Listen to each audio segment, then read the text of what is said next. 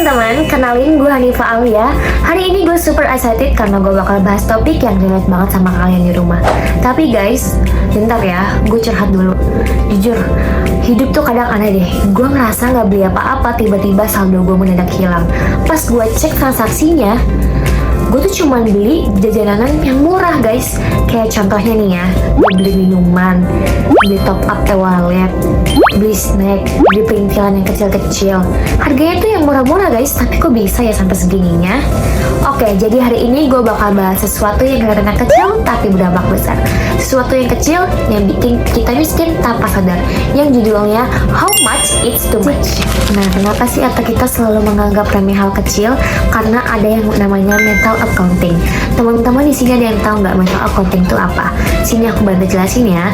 Mental accounting itu singkatnya kondisi di mana seseorang membagi sumber daya finansial mereka ke dalam beberapa akun mental atau kategori tertentu dalam pikiran mereka. Contohnya ya, ada bagaimana seseorang dapat memisahkan uang mereka menjadi uang jajan, uang sewa, uang belanja, dan sebagainya. Masing-masing akun mental tersebut memiliki tujuan dan batasan yang berbeda, dan pengeluaran yang lebih batas yang ditentukan dalam setiap akun tersebut mungkin dianggap tidak wajar atau tidak bijak. Otak kita juga punya folder khusus buat uang loh. Kalau nominalnya kecil, otak dimasukin yang nggak penting. Tapi kalau banyak, jadi penting banget gak sih? Kita ngerasa cuman segini doang kok, tapi lupa segini bisa dilakukan berkali-kali. Setiap hari kita cuman bilang cuma 10.000 aja kok, cuma nongkrong sebentar aja kok, cuman kali ini nggak sering. Tapi kan itu sekali ya guys. Kalau besoknya keulang lagi, besoknya keulang lagi, besoknya keulang lagi, itu namanya bukan sekali guys, itu namanya puluhan kali. Dan kalau ditotalin, gila, itu bikin nguras dompet banget. Gue pernah nih ya, bulan kemarin, awal bulan, saldo gue lumayan lah. Tapi pas pertengahan bulan, tiba-tiba saldo gue tinggal 100.000. Gue bingung dong, lah gue beli apa aja ya ini. Tapi pas gue lihat transaksinya, gue cuma beli kopi 3 kali, GoFood 3 kali, es krim, gorengan, roti, minuman, pernak-pernik yang gak jelas.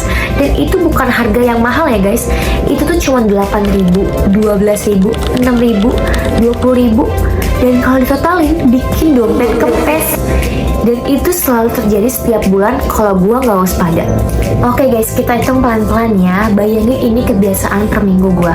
Gue beli kopi 25.000 bisa 3 kali, GoFood 50.000 bisa 2 kali, beli check out yang gak berguna 15.000 bisa 2 kali.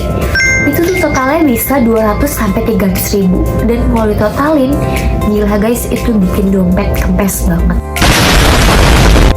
Masalahnya bukan di kopi dan bukan di jajan.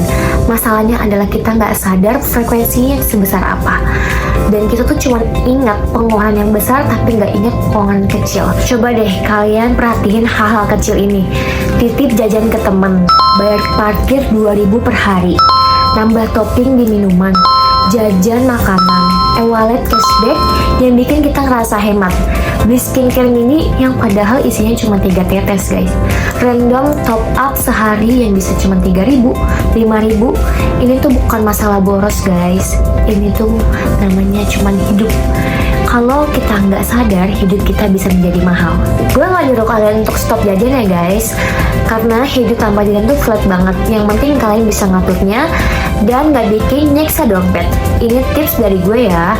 Punya batasan kecil untuk jajan, misalnya 100.000 per minggu. Boleh jajan apa aja silakan asal ada batasnya dan gak bikin nyiksa dompet. Terus gue juga punya satu tips lagi, pakai satu e-wallet yang khusus buat jajan dan biar kelihatan jelas kapan duit itu sekarang. Beli barang secukupnya, belajar bilang udah cukup walaupun rasanya pengen beli banget. Intinya gini guys, pengeluaran kecil itu nggak salah. Kita butuh bahagia dari hal-hal kecil.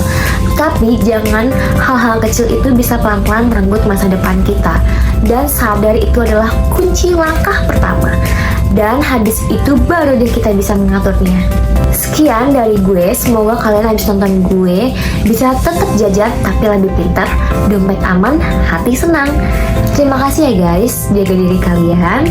Hidup itu harus tetap balance, tapi bukan juga untuk kejar-kejaran yang gak penting. Thank you.